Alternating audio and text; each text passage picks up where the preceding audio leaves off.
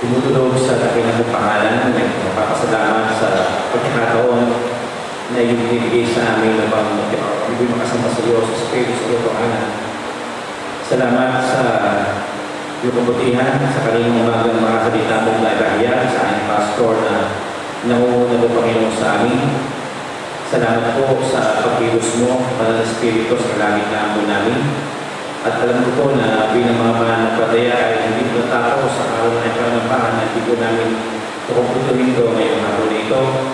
Kaya dalangin po na sa mga kapatid na wala para ikalalahanin po sila na sa kanila pupunta rito ay kukumungingat. Gabayan po sila upang makasama po na sa pagdiriwang ng araw na ito kung saan hindi araw na yung pagsamba sa iyo, araw na yung pagpupuri, araw na aming po panalangin, araw po na kinakailangan po namin gabayan at kinakailangan po namin sundin. Kaya dalangin po Panginoon Diyos ang pagkilos mo muli sa kalagitnaan po namin as we worship you by singing, by listening to the special numbers, by praying, by giving, at sa lahat, by listening to the preaching of your word. Patuloy mo ang Panginoon na itaas ng iyong pangalan. At kung meron po nakikita karamihan sa aming puso-isipan, mga bagay na nagkakutigan sa ng Espiritu, may mga bagay na nagawa po kami, may mga bagay na naisip, may mga bagay na nasabi Panginoon na hindi dapat namin nagawa. At may mga bagay na dapat ginawa pero hindi po namin sunod na nagbili ng pagkati sa aming kalungkutan at paglawa at patawag po. But I pray na sa oras na ito, alam namin Panginoon na ang tagumpay ay nagmumula ko Panginoon sa iyo. Tapusin namin ang dakilang Diyos at araw na ito na pagpupuri, pasalamat dahil ito yung Diyos na nagbigay sa amin ng buhay walang hanggan, ng iyong salita, ng aming pastor ng church, na kung saan Panginoon ay malaya ang makakapalamaan Panginoon sa iyo. Kaya salamat po sa mga biyaya na tanong namin, salamat po sa mga problema, mga sugarin, mga karamdaman, na alam namin na ito ang kasagutan. Salamat po sa mga pangangailangan dahil lang po namin sa mga pagkakataong ito ay sa iyo kami dapat lumapit, sa iyo kami dapat magtiwala dahil ikaw yung Diyos na nakakaalam, ikaw yung Diyos na ang mga bagay na kaya magtubay ng pangangailangan po namin. Samahan niyo po kami sa oras na ito at ikaw po sa maluwalhati po namin lahat na ito aming dalangin. In Jesus' name we pray. Amen. Let's listen to our special number.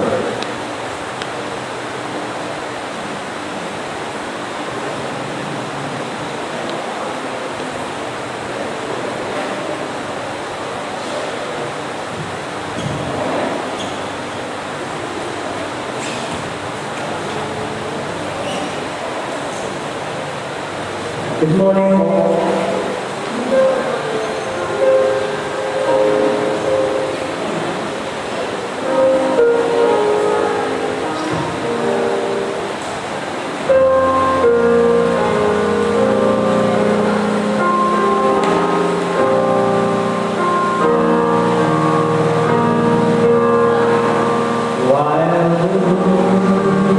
Looks upon me as I fly.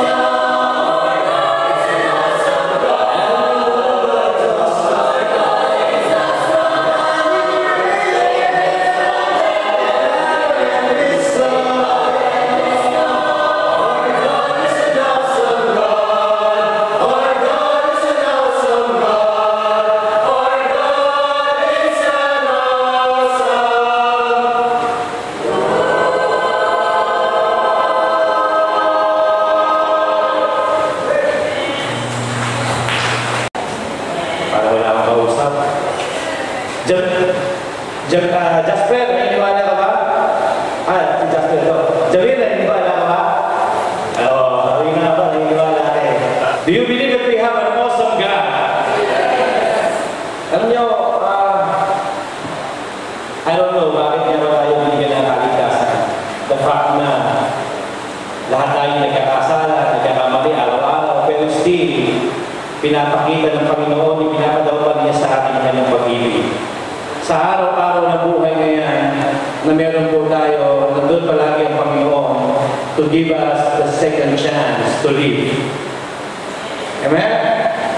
To live with Him. I thank the Lord for my wife. Kasi siya yung kalahati ng aming buhay. Bagamat number 2 siya. Number 2? Oo, kasi number 1 sa akin, siyempre Panginoon. Number 2 ang aking asawa. So I thank the Lord for my wife, for my family, for my children, mga malalaking children, for my parents, for everything, for our pastor, for our church. At isang motivation para sa akin na magpatuloy sa kanyang gawain, yung kanyang pagmamahal. Amen? Yung kanyang pag-unawa sa kabila ng mga shortcomings, sa kabila ng mga kalokohan sa buhay, nandiyan pa rin ang Panginoon. Amen? At ang nais ng Diyos para sa ating mga mananampalataya ay maging makinig sa kanyang gawain. Bubog tayo sa salita ng Panginoon kapag tayo palagi nakapakinig. Actually, nung si Pastor ay tumating, he preached on faith. Amen? Every Sunday yan, every Wednesday, palagi yan ang preaching is about faith. Isa lang po ibig sabihin nun, how's your faith? Dinidil tayo ng Panginoon sa ating pananampalataya dahil palagi yung ating napapakinggan. So, did you have an evaluation ng iyong pananampalataya? How is it? Ito ba ay tumataas? Progressive ba? Nagpa-progress pa siya? O regressive? Kumusta na yung pananampalataya natin? Ito ba ay nagbibigay sigla pa sa atin sa paglilingkod sa Panginoon? O mananatili na lang gano'n? So of course, ang Diyos ayaw niya ng stagnant. Ang gusto ng Diyos tayo ay patuloy. Always naglilingkod sa Kanya. Dahil doon naman tayo ang bigyan ng Panginoon. Doon na tayo nililigtas para maglingkod. Kaya na, the sad part ng buhay sa Kristiyano ay hindi palaging Pasko. I mean, hindi palaging masaya. Hindi palaging malakas.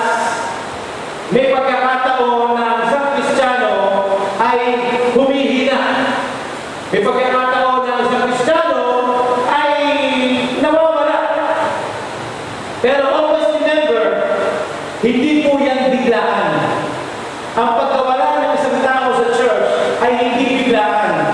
Nagsimula yan sa, hindi sa pakikinig.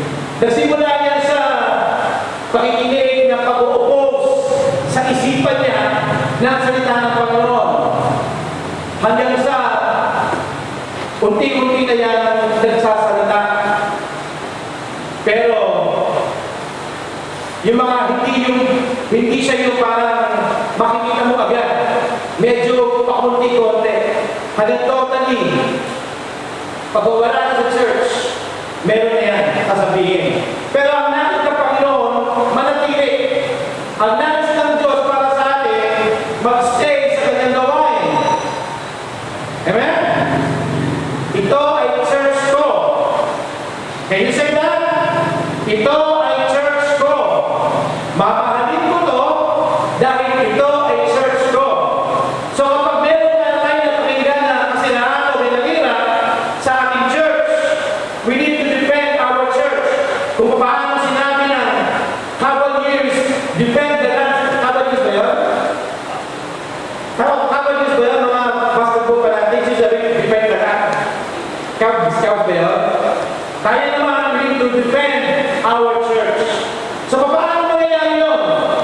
Kailangan tayo kami malakas. You cannot defend our church kung ikaw ay mahina. Now, this afternoon, I would like to try to speak about the coldness of heart. The coldness of heart. So please, kayo na po kayo lahat. As we give reference sa salita ng Panginoon, let's open our Bible in the book of Matthew, chapter 24. Matthew, chapter 24.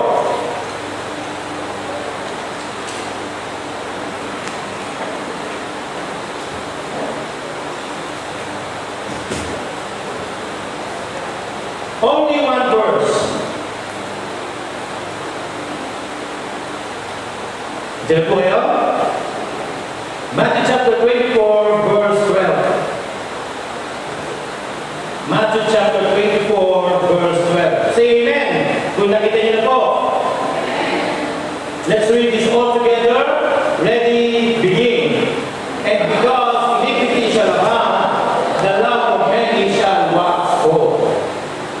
Lahat po ng babae, kayo lang po. Ready, read.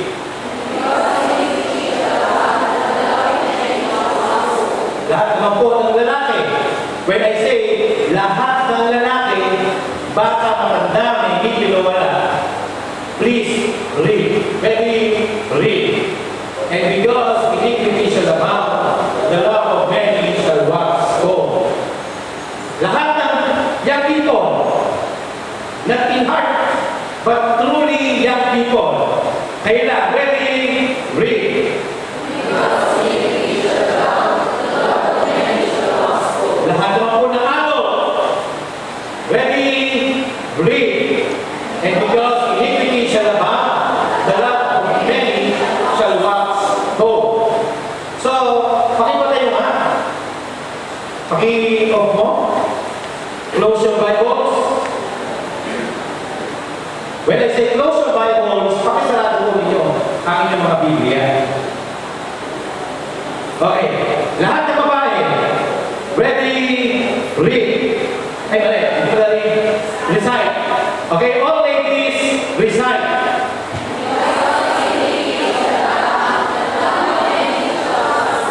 Uy, mga lalaki, napakinggan niyo sila, pag-sabi nila, lahat ng mga lalaki. Recite.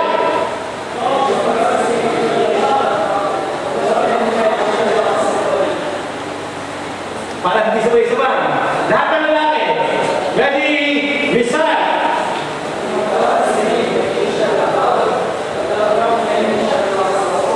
And because iniquity shall abound, the love of many shall wax cold. Alam niyo po, simpleng pag-aaral ng Biblia, simpleng pag-memorize, is through repetition. At least, ngayong oras na ito, meron na kayong isang verse na nalalaman. Okay? Anong awal ito?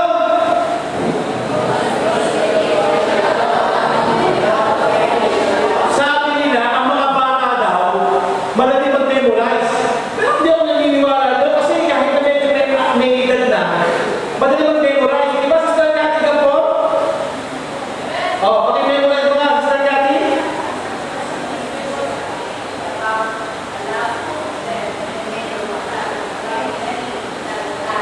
Shall wax cold.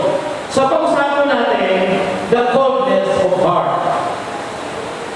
Nawa, ang panalangin ko, nawa, wala sa ating dito meron ganitong puso. Nawa, sa ating congregation, nawa, wala malamig na puso. Ang prayer ko sa Panginoon, uuwi tayo, matatapos tayo, na nandoon yung init ng puso natin, yung kasigasigya ng puso natin sa paglilingkod sa Panginoon, sa pagmamahal sa Panginoon, sa pagmamahal sa aming mga kapatiran. Let's pray. Dahil ng Diyos na nasa langit, salamat po sa iyong salita. Salamat po sa Banal na Espiritu na alam ko pong kumikilos at kikilos sa aming kalagayan. Ikaw po ang mauna, gabayan niyo po kami. Pamunahan niyo po ako. Ikaw po nakaalam ng aking puso't isipan na ang tanging layunin Panginoon ay magamit mong instrumento, hindi lang ang mapalakas sa akin na kapatid, kundi ako rin po Panginoon, dahil subject din po ako sa boldness of heart. And I pray na patuloy ko kami turuan, rebuke us, instruct us kung ano yung dapat namin gawin, at na doon yung victory na panghahawakan po namin dahil ikaw po yung alam namin pwedeng tumulong Panginoon sa aming pong buhay. Kaya samahan niyo po kami sa oras nito. Salamat po sa aming pastor for giving us the preacher the opportunity to preach your word.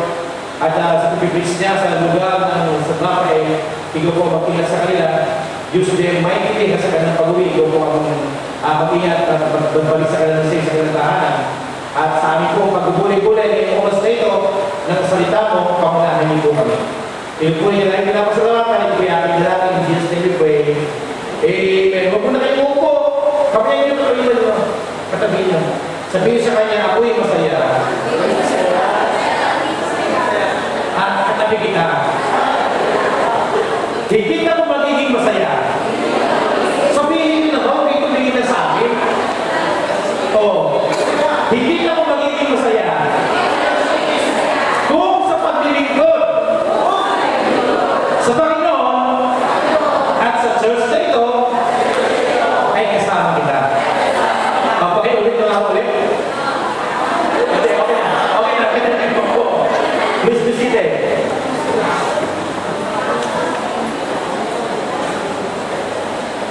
Kumusta na po ang puso ninyo?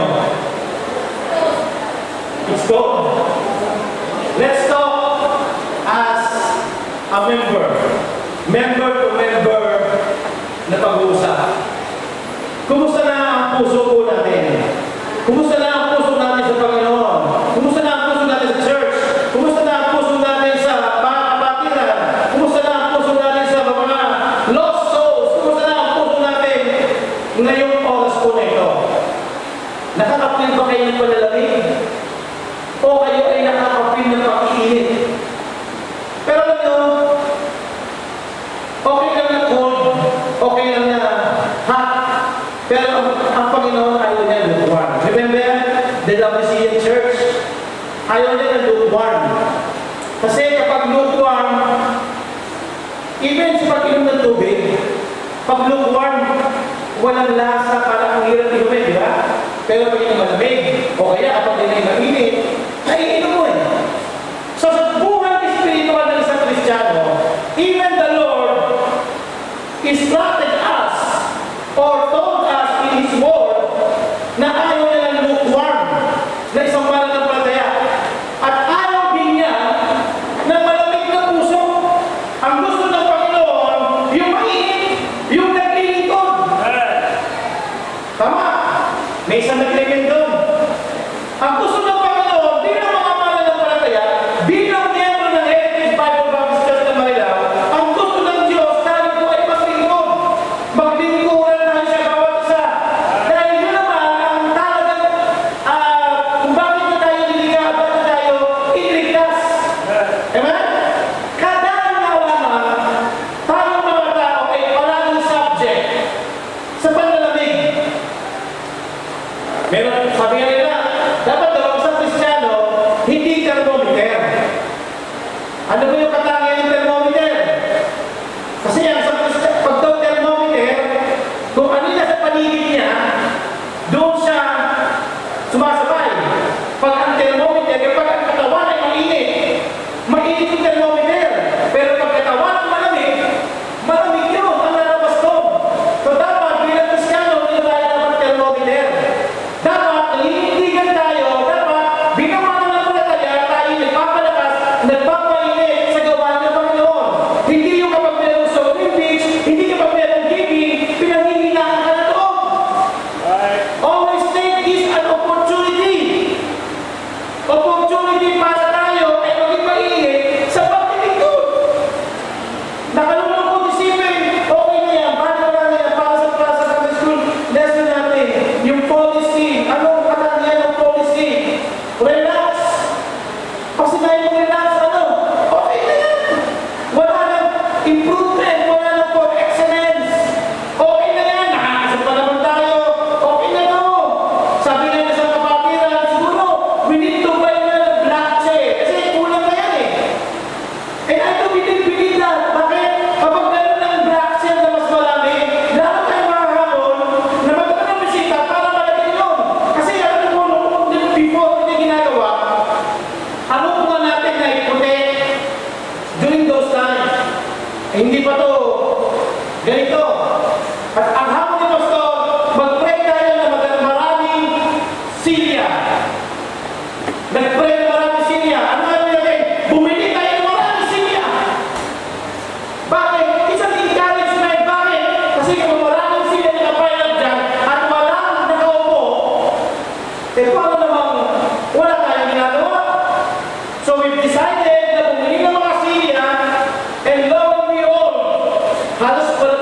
tutulog tayo. Amen? So, naniniwala ako, I do believe, bilang mga mananampalataya, dapat sa araw-araw ng buhay natin, mag-iinit tayo. Sa pagmamahal mo nga sa asawa mo, sa girlfriend mo, sa boyfriend mo, gusto mo mainit eh. Di ba? Sa pagmamahal mo sa basketball, gusto mo mainit eh. Ayaw mo hihito eh. Eh, lalo na sa Panginoon, lalo na sa kanyang luwain. Ay, thank the Lord, I praise the Lord, dahil kayo ay kumabay sa hapon. Alam ko, mga young people, hindi mabalik kaya may basketball lang. Alam ko yun, dahil mamaya, suspended mo na, wala akong player. Hindi, joke lang. Hindi, joke lang.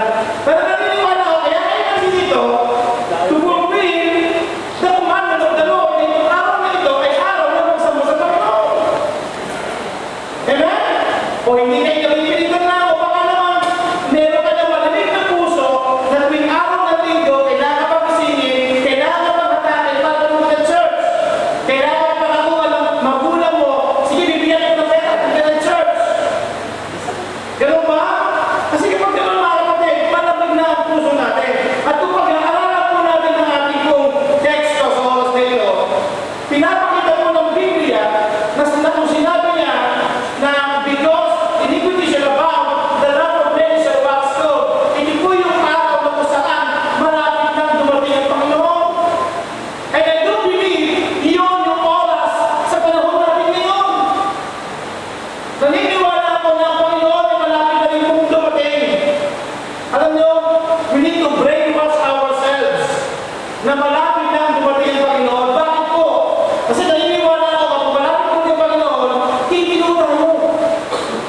Mag-aayos tayo. Dahil naniniwala ako, ayaw yung masumpungan na dagdag ang Panginoon na walang ginagawa. Ay hindi ba kayo mga anak kung wala yung mga magulang sa bahay? Okay lang kayo, sila-sila pero kapag magparating na, wala, may dito. Di ba? Tayo nung wala. Oh, ano nila yun? Bakit kasi parang hindi yung magulang eh. Dahil kapag hindi nila ginawa yun, hala, bawal na. Meron ng grounded na kayo. O Jabez, ginagawa mo ba yun? Hindi. Hindi ba? Ngayon, let's brainwash ourselves. Malapit ang dumating ang Panginoon. Which is totoo naman. Malapit ang dumating ang Panginoon. Ang tanong, magpapakalamig ka ba o magpapainit sa gawa ng Panginoon? Nalulungkot na po ako dahil kapag sa church, parang ang hirap-hirap. Hindi na, yung sa hindi ka makakapatid o sa hindi membro, understandable yun eh. Nagpag-invite mo, papunta na church, oo, pero hindi mo punta. Understandable yun eh. Ang hindi ko maintindihan, yung mga membro, nakakilala, at kung yan sa Panginoon, sumpo na kaligtasan, nakakilala mo, para sa akin na makapunta ng church. Ganyan bakit? Napabayaan na po ang puso. Napabayaan ang puso. At ngayong oras ito, tingnan po natin kung ang puso ba natin ay malayo na o malamig na sa Panginoon. Ang unang gusto ko makita po natin ito, kung bakit lumalamig ang puso is because of lack of interest. Bakit lumalamig ang puso? Because of lack of interest. Nasaan ba ang interest ng mga young people? Alam niyo bakit ang mga churches ngayon, marami silang mga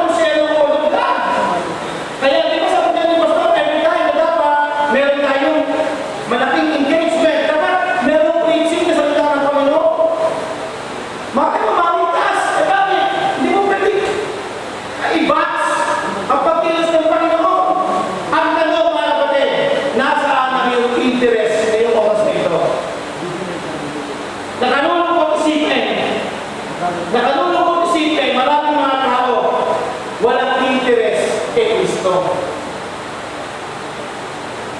Sino lang po sa atin dito ang nakagbasa ng Bible cover to cover? Pikit, kayong lahat? Pikit? Pikit po. Kindly close your eyes. Kindly close your eyes. Please, please. No one is looking. Ako lang po. Ako lang po. O sige, pikit ka rin ako. Sino sa atin po dito ang nakagbasa ng Bible cover to cover, nasa kamay? Okay, paano na po? Paano na? Ilan tao? Pwede na ito nila. Baka kasi kayo nahihiya kayo magtaas ng kamay. Pero sa mga nagtaas ng kamay, ay salute you. Pero sa hindi, mga kapatid, kung ilan tao, kung 2 taong ka naman ng kapatid, hindi ko nabasa ang Bible cover to cover, wala doon ang interest mo. Hello? Kasi, ever since napangalan ng pastor yan eh. Since 1998 ako naging member ng church, hanggang ngayon pinapangalan ng pastor eh. That we need to read our Bible cover to cover. We need to give importance sa salita ng Diyos. At dapat ang interest natin sa salita ng Diyos. Magandang business, magandang pag-aaral, magandang pagtatrabaho. Pero mga kapatid, walang magiging successful dyan kung wala ang salita ng Panginoon. Alam mo, hindi nag-review. Pero yun totoo. And even the President of the America, you cannot govern the country without the Bible. Sa Amerika yun, sa Pilipinas, I do believe. Ganun din dapat sa gobyerno. Kaya naman may mga tao na hindi nakakakilala sa Panginoon at meron mga nakakakilala sa Panginoon pero malamig ang puso. Sana ang interest mo ngayon. Ang interest mo ba ay na kay Kristo? Ang interest mo ba ay nasa church? Hello? Ang interest mo ba ay nasa church? Ang interest mo ba ay nasa kanyang commandment? Kasi kapag wala doon ang interest natin, ang puso natin malamig na. Kaya kapag may narinig ka na isang pikit lang, isang bagay lang na may narinig ka na hindi maganda, boom!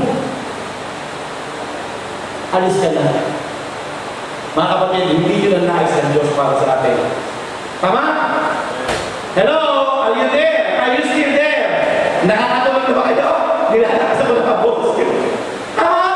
Kasi di naman mga napalataya. Kahit tinupin, kung nasa ang interest mo, nandun yung puso mo. For when your passion is there in your heart, we also. Ang sabi ng Bible. So, nasa yung interest. Baka ang interest mo nasa ways of the world.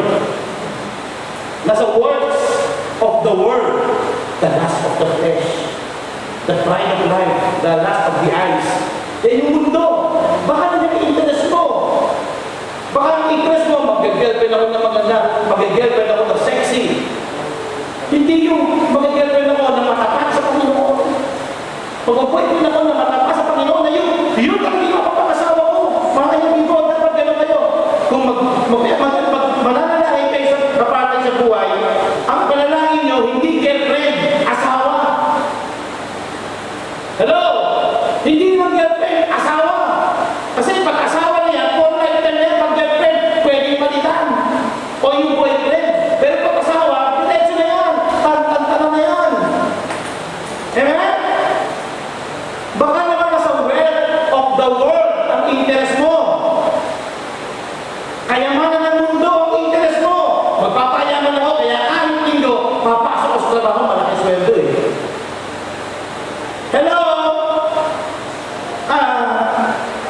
Before, pinupera na ko ng kapatid ko sa Italy. Ano, wala na share ko siguro yun. Sa iba, hindi pa siguro. Pinupera ko na sa Italy ng kapatid ko na, Kuya, kunin kita dito. Punta ka dito. Kasi sa Italy, kapatid ko sa loob sa Vatican. Sabi, punta ka dito. Sabi ko, nananas ko na mag-abroad eh, sa Korea, kahit mag-isa. Sabi ko, kung gusto ko mag-abroad, gusto ko kasama ko. Hindi, nagawin mo, ikaw na muna, tapos after yung mga 2 taon, pwede mo tuloy si Ate, tapos, pag mag-alis ko ito, ito yung mga anak mo. Sabi ko, Brad, hindi ako pwede dyan, ayoko makahiwalay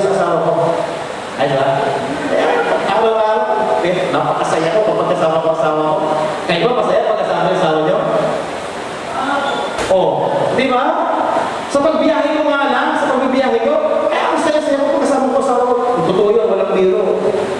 Oo, kasi marami ka pwede magawa pagkasama sa asawa mo eh. So, sabi ko, hindi ako pwede brad eh. So, yung visa ko kinuha.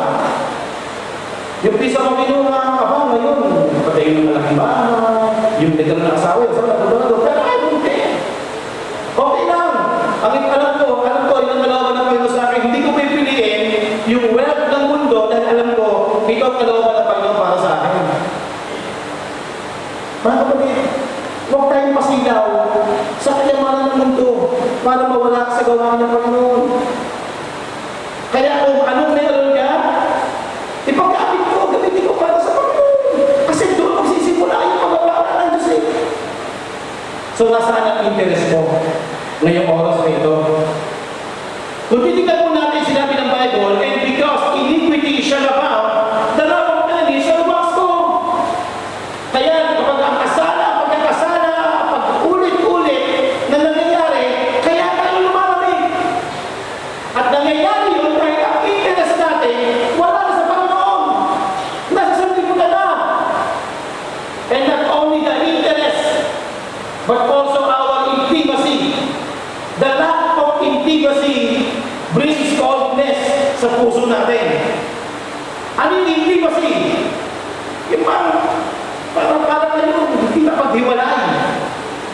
Di ba? Parang yung sinabi ni Joshua, as for me and my house, we will serve the Lord. That's intimacy.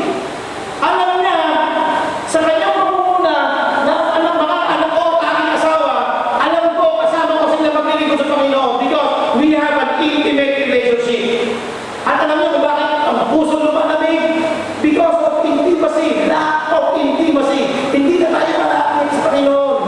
Sabi ko nga kung gusto mo makilala sa tao, dapat palagi mo siya kasama. Kulari, yung mag-boyfriend, di ba? Sabi nga nila, yung mag-boyfriend, girlfriend na yan, ano lang yan, pinapakita lang yan, maganda. Pabuhay ka, pero tingnan mo yung sa loob ng bahay. Kasi yung sa loob ng bahay, yun yung palagi nila kasama. At yun ang nakakaalam ng kanyang ugali. Now, sa pinakamananampalataya, sino ang palagi mo sinasamahan? Sino ang palagi mong gustong samahan? Kung ang gusto mong samahan, yung mga tao hindi nililingkod sa Panginoon, iwanan mo. Iwanan mo. Bakit? Hindi nililingkod sa Panginoon kung papadamay ka. Dapat, habang kayo yung mananampalataya na kaibigan nito, dapat sama-sama kayo naglilingkod sa Diyos. Hello? Am I too harsh? Kailangan nyo. Kung hindi kayo maglilingkod sa Panginoon, maghiwalay kayo. Bakit? Ano ganun mo? Baka mamaya madami pa yung iba mga kapatid yan dahil kayo ay umaalis sa Panginoon sa gawain ng Diyos. Di ba? Kaya sabi na, even our pastor told us, dapat piliin mo yung mga nagiging kaibigan mo. Yung clique mo sa church, dapat naglilingkod kayo. Eh, kasama ka sa inuman. Inuman ng kape. Kasama ka sa kainan. Pero kung sa church, wala. Ano kaibigan yun? Tapos okay lang sa'yo. Mali! Dapat kung ikaw naglilingkod ka, at yung ibang mga kaibigan mo, okay yung sumasila, pero you motivate them, you encourage them to serve the Lord. Ngayon, kung hindi sila maglilingkod sa Panginoon, ay hindi ako gano'n. Maglilingkod ako sa Panginoon. So, sorry, we can still be friends, pero I cannot be yung intimacy na meron tayo. Kaya ang gusto ko, kung meron akong mga kaibigan, meron akong mga partner, magkakaroon ng intimate relationship, yung parehas kami maglilingkod sa Diyos. Kaya ang fellowship. Di ba? Pero kung papalisan sa Panginoon, maraming pwede maging kaibigan sa Panginoon through this church. Marami. Hindi ko sabihin, wala na akong may kaibigan, marami. Pili-pili mo lang sa samahan yung mapapalayo sa Panginoon. Pili mo yung mapapalayo sa iyo. Hello? Lack of intimacy. Ano? Ang puso mo ba? Malamig na because wala ka ng intimacy sa Panginoon, sa iyong Savior. sa saints na meron tayo? Mas gusto mong samahan yung ibang tao, yung hindi mananampalataya, kaysa mananampalataya? Kayong mga young people, baka nagsasama-sama na kayo dahil breaking the chains of bondage, pero pagkatapos yan, hiwalay na kayo. Dahil yung iba, yung gusto na yung mundo, baka mamaya, kunin yung cellphone nyo ngayon, at tingnan ko yung mga songs na nandyan, baka mamaya, puro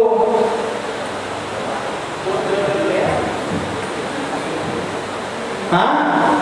Mga kapatid, hindi tayo para doon. Because the Bible says, because iniquity shall abound, the love of many shall wax cold. Bakit mangyayari yun? Because the lack of interest, the lack of intimacy, ang nais ng Diablo, i-deceive tayo. Okay lang yun. Magkakasama tayo. Magkakasama tayo manood ng sine. Magkakapati na naman tayo. I remember, it was a long time ago when I went to Korea.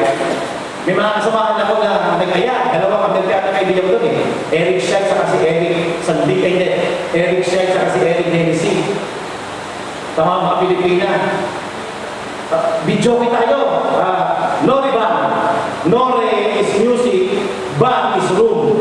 Music room, Nore band. Sabi ko, hindi tayo para dyan.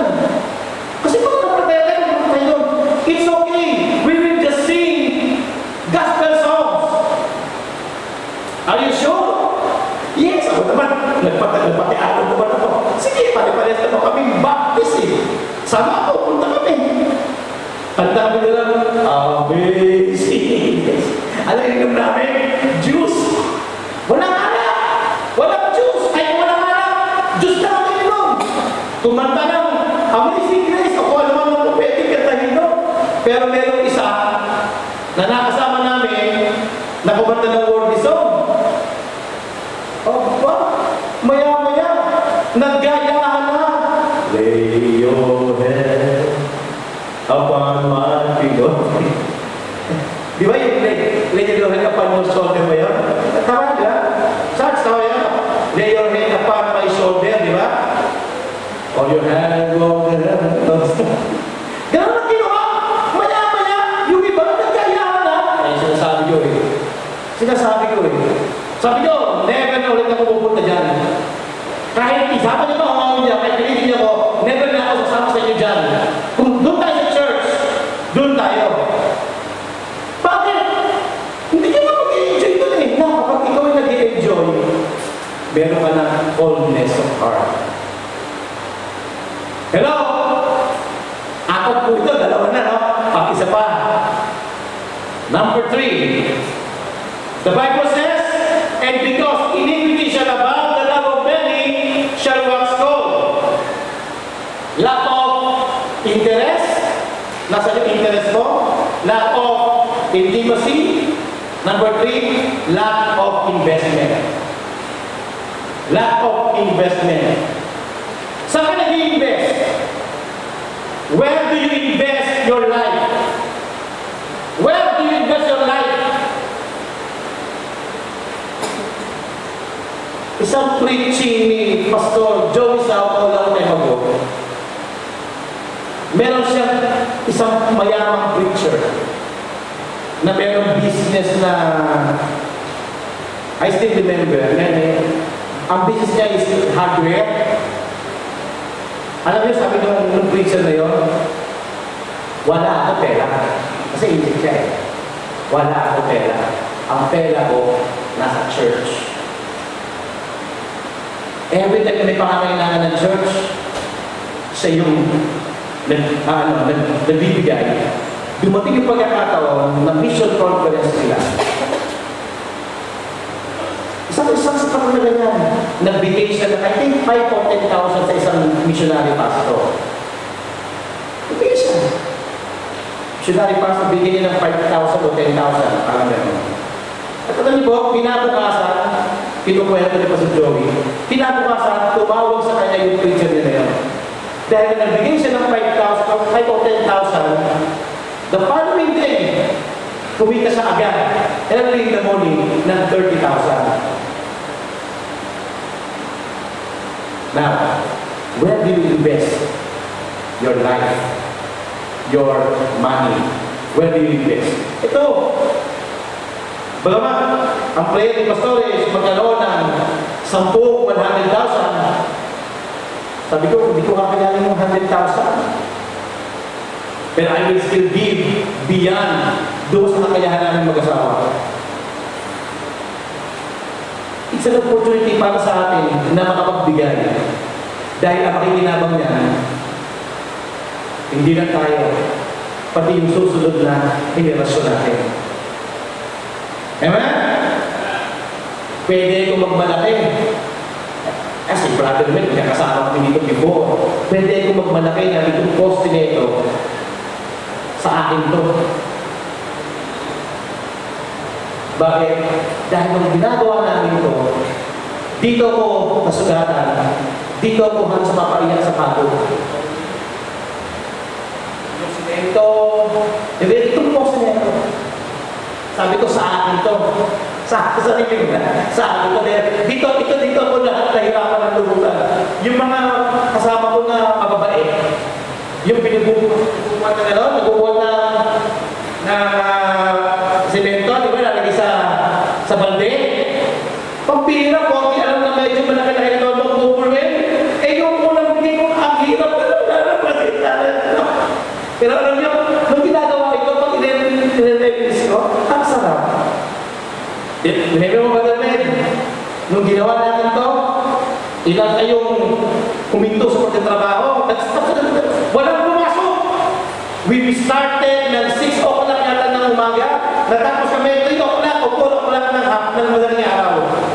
Kasi kailangan tapusin sa Bangladesh, at tapusin niya dapat hindi putol. Doon lang sa Bangladesh tapos. Pag ikaw hindi tinatapos pero yung tinapos na talaga yun. At ang saya na pakilalaan na nung tinapos namin yan, bagamat nung una, nagbibiro pa, di ba? Cool. Nakas, doon kami, doon.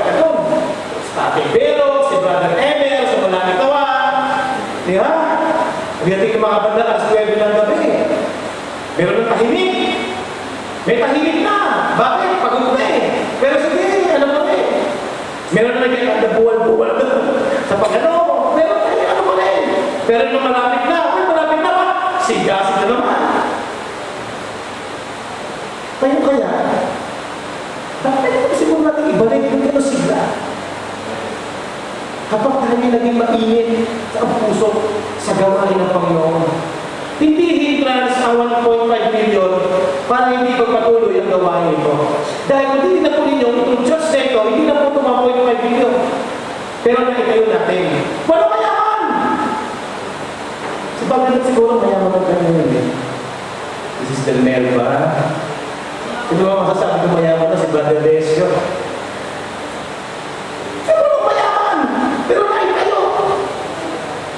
Bakit hindi tayo maging ma-challenge na ito, magiging parte ako ng air condition na yan. Amen? Kung dali ko na yun, ang laki nung babayaran mo. Sakto lang yun. Alam nyo, kapatid, walang maliit sa Panginoon. Walang malaki sa Panginoon. Yung dagat, ang dagat, compose yan ng maliliit na isda. Hindi ng blue whale. Kasi yun lang ang blue whale yan. Yung maliliit na isda na pagkisama-sama mo, malaki pa sa blue whale. Ano ibig sabihin? Maging mainit tayo sa paglilingkod. Where we invest our life, our money, our love. Nung nasa Cavite kami, paluwag pa rito, almost 40 years. Ang natutunan namin, you sow love, you will reap love. Kung mong bilangin yung pera, yung pagod mo, as long na maramdaman nila na mahal mo sila, aanin yung pagmamahal. Alam niyo, biyaya ng Panginoon hanggang ngayon pag nakikita ko yung mga nandoon, daw mahal yung pagmamahal nila. Dahil tinanaman mo sila ng pagmamahal. Kristiano, mga mahal na pagmamahal, Saan mo i-invest yung pagmamahal mo?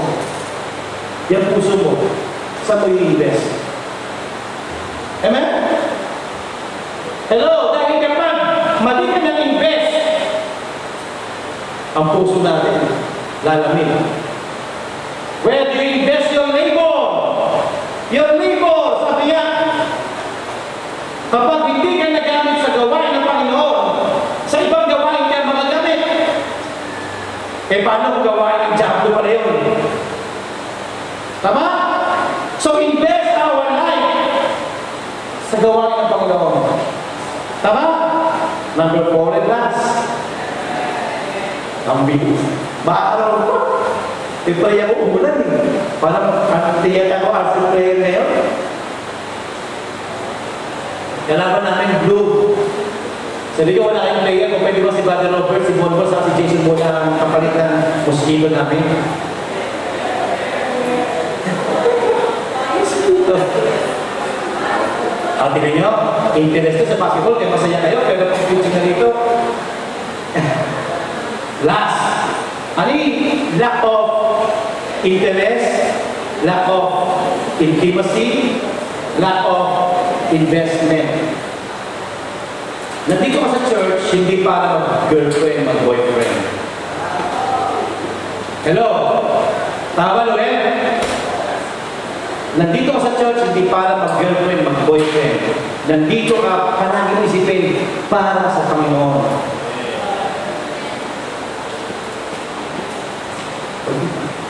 Nandito ka para sa Panginoon.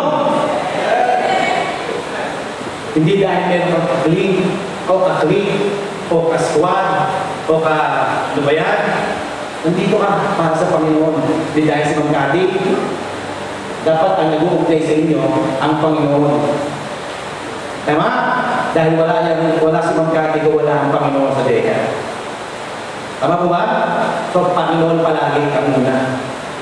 So, number 4 and last is lack of involvement. Lack of involvement. Sinasabi po ni Pastor, marami pa tayong ministry na kinakailangan pa lang. Saan ka doon? Saan ka doon? One pastor had said, he's about to quit the ministry.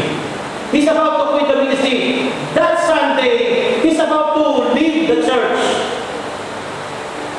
Nasa pinto na siya, kapag may naging special number, pagkakit sa pinto siya, tingnan niya yung crowd, ang congregation, nakita niya, halos 80% o 90% ng mga naging miyembro doon, siya ginamit na Panginoon para dalhin sila sa church. Pinakita sa kanyang Panginoon, bakit ka alis?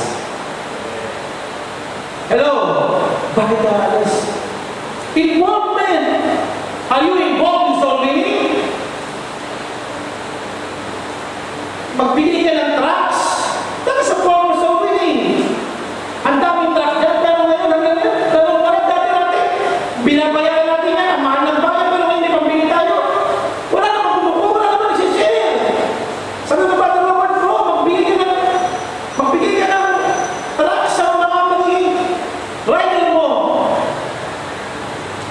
Asa mo kasi ng pakiramdam na may mga tao na appreciate ng ginagawa mo, which is, hindi mo yung ginagawa para sa kanya, ginagawa mo para sa Panginoon. Pero kung meron na naka-appreciate, tumataba yung puso mo pero hindi nag-hold. Uy, init pa yan. Sige, lalo ako magbibigay.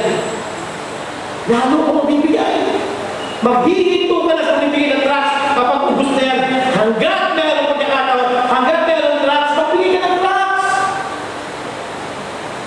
Mag-share ka. Kung di wag mo mag-share, magpatulong ka. Sumama ka sa Bible study. Involve mo yung sarili mo. Involve yourself in singing. Pag may kumakanta mo, kung ano makapagkwento ka sa katabi mo, kumanta ka. Mamaya na lang, after the church, sa akin magkwentuhan. Kumanta ka.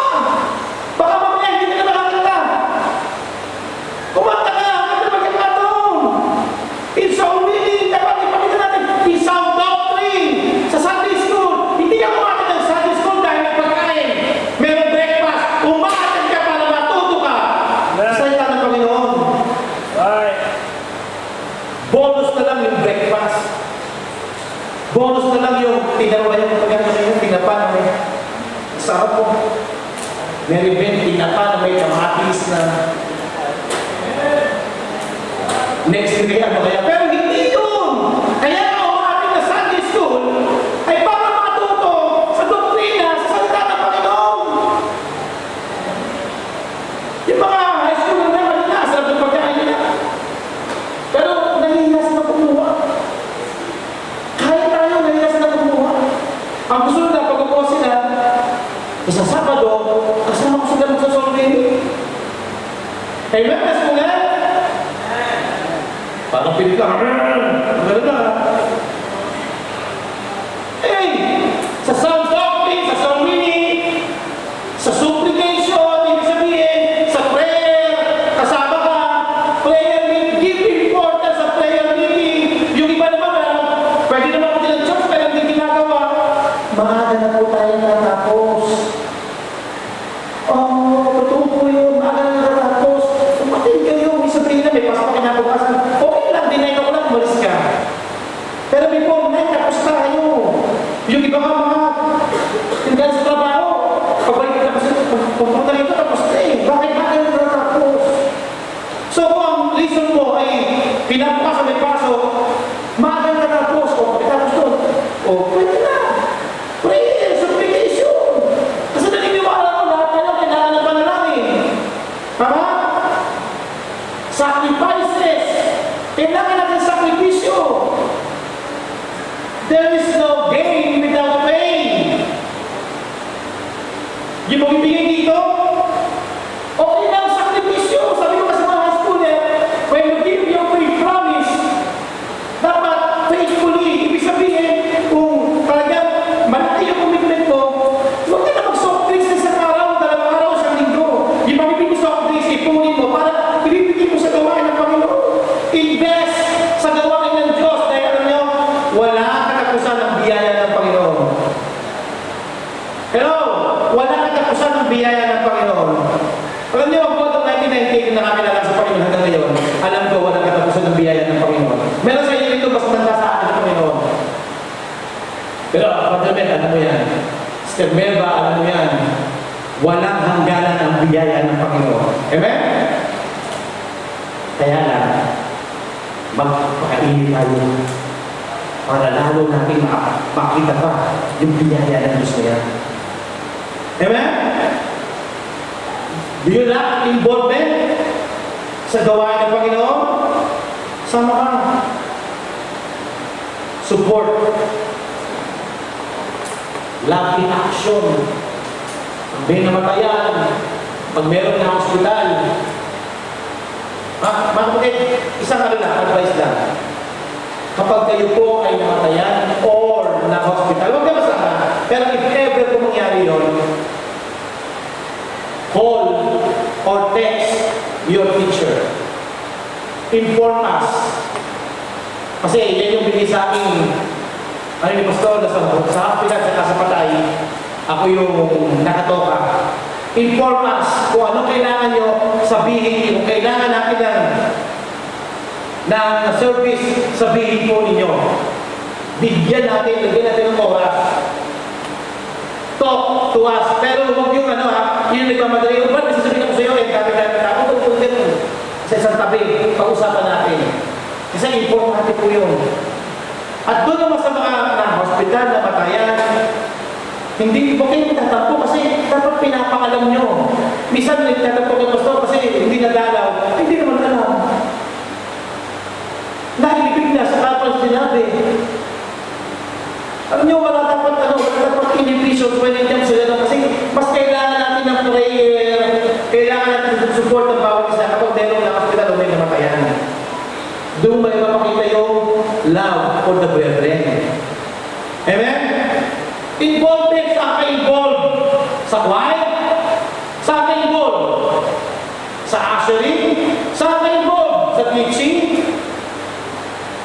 Kapag wala kang involvement, madali para sa iyo ang umabsent, madali sa iyo ang umalis. That's true. Makinig po kayo. Totoo po yun. Pero kapag ikaw ay involved, nasa ministry ka, Yun minsan na naging dahilan para lalo kang magpainit sa gawain ng Panginoon. Conclusion. Interest. When you lack interest, focus on God. Focus on Jesus Christ. Ano sabi ni Hebrews chapter 12 verse 2? Hebrews chapter 12 verse 2, looking unto Jesus, the author and finisher of our faith. Amen? So, kapag nag-lack of interest, focus on Jesus Christ. Intimacy, ignite your service. Ignite.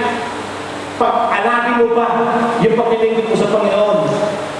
Para lalo kang uminit, lalo kang magkaroon ng relationship. Ito sa mag-asawa, para manumbalik yung sabi nila, love is love here the second time na ramang medyo nagka-iwalay kayo, kukuha kayo.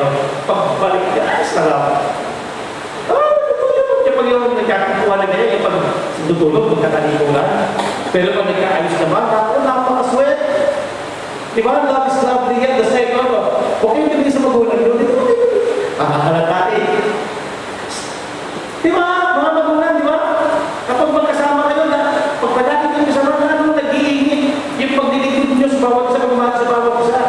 Sa Panginoon, ganun din, ignite your service sa Panginoon. Number 3, investment. Sa investment, re-examine or re-evaluate your faith. Saan mo inilalaga yung iyong buhay, yung love, labor, o even yung peso mo? Saan mo inilalaga? And number 4 and last, involvement. Engage in every activity in the church. So kung makikita niyo, sa interest, focus. Sa intimacy, ignite. Sa investment, re-examine or evaluate. And then sa involvement, engage. Anong word ang makikita niyo doon? Fire. Fire. Pag-fire, init. Pag-fire, lalong nagsusumutla na damdamin para sa gawain ng Panginoon. Ang sabi ng Bible, because iniquity shall abound, the love of many shall wax cold. Do you have that kind of heart today? Malamig ba ang puso mo ngayon? Where kung may malamig, kailangan po natin pag-inipin. Let's have fire in our service sa Panginoon. Let's have fire in singing for the Lord. Let's have fire in soul winning. Let's have fire in supplicating, in praying sa Panginoon. Let's have fire in serving the Lord. Amen? So, ask yourself, do I have a cold heart? Dahil ang Diyos na nasa langit, sa iyo po ang kapulihan. Dahil ito naman po ang kapatunayang parangalan